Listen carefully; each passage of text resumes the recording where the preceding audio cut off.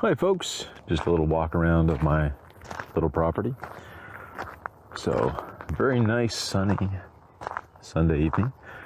We have a 7 3/4 acre property with a 2,400 square foot farmhouse. The house itself was originally built in 1890 and has seen several additions over the years. Lovely, lovely yard. No immediate neighbors. Lots of trees. Beautiful rural setting. And then off in the distance, past those barns in my truck, you can actually see Southside Harbour itself. So aside from the garage, which is currently full of chickens, what we have are some apparently starving goats, just perfectly famished, absolutely wasting away to nothing.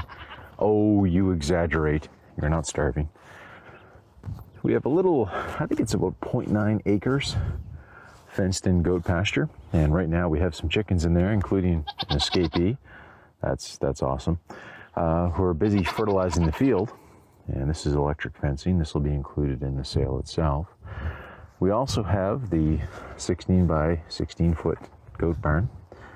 And this building is set up for goats, alpine boar, pygmy, what have you. And what we have is a main area in here, a main pen.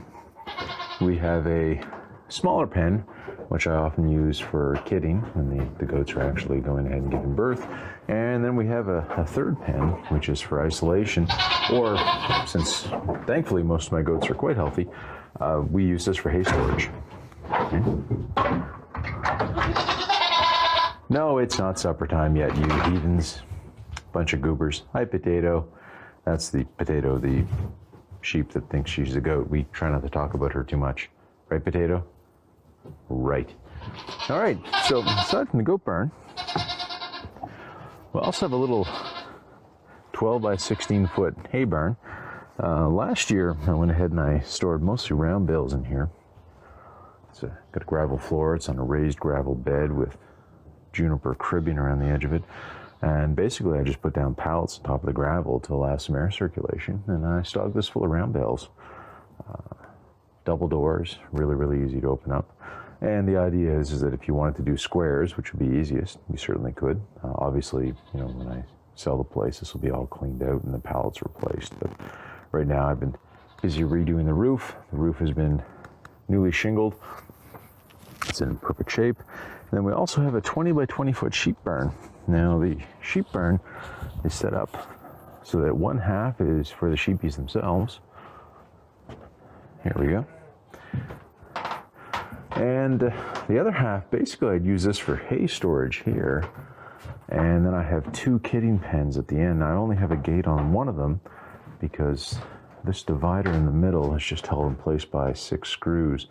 So that can be popped out. So depending on the number of lambs I have, you can go ahead and actually pop that puppy open. So you have the full width. And I just have a reducible entrance there. So the ewes and the ram can't pop in here and steal all the lamb feed. So then I have a nice little hay storage at the top. And you can't really see that with the sun there, but just for natural lighting, what I have is some Alexican, I think that's how you pronounce it, panels there just to allow the air in. The sheep themselves, Southside Harbour is a lovely area. We don't see any deer or coyotes running through here, so no problem with barber pole or predators. So I actually leave the sheep free to pop outside all night. Of course, they tend to come in once it gets dark, but otherwise they're out grazing all day long.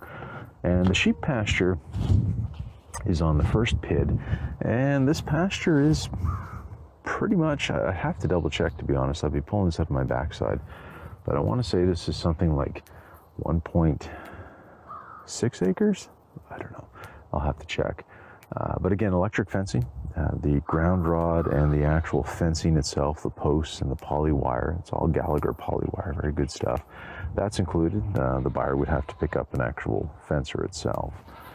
Both the sheep barn and the goat barn are built on skids on top of a gravel pad and concrete paving stones.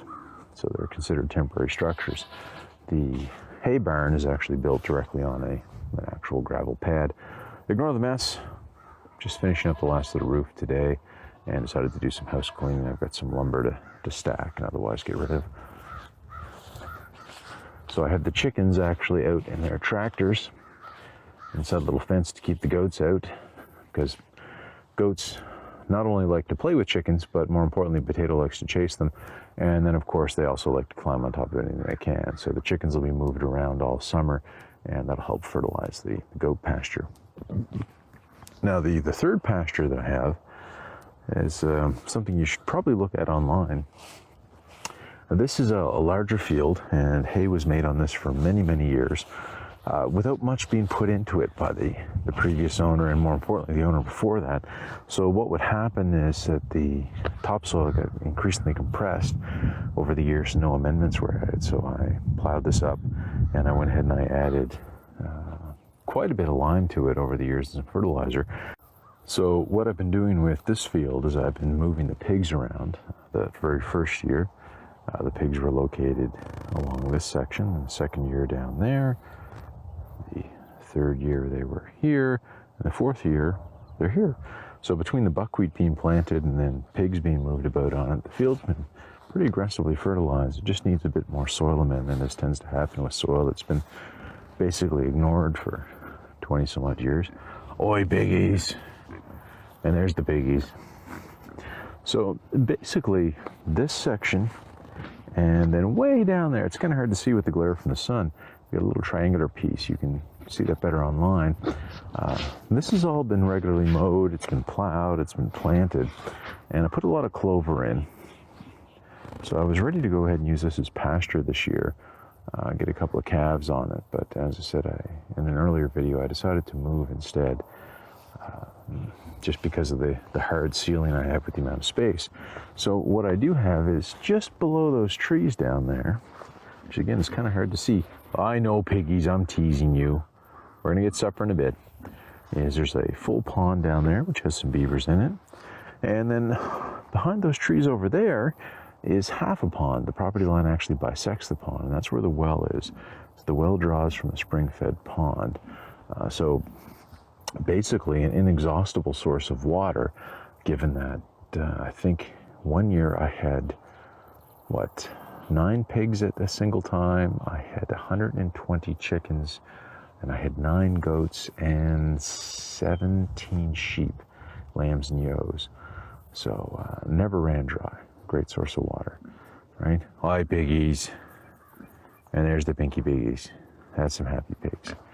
So this is basically a tour of the inside and outside of the farm. I apologize about the glare from the sun, but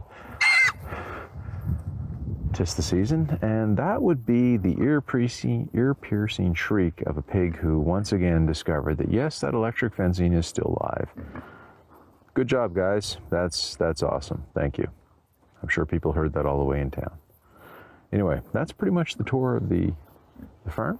Thank you very much, guys, for watching, and we'll talk to you later. Bye-bye.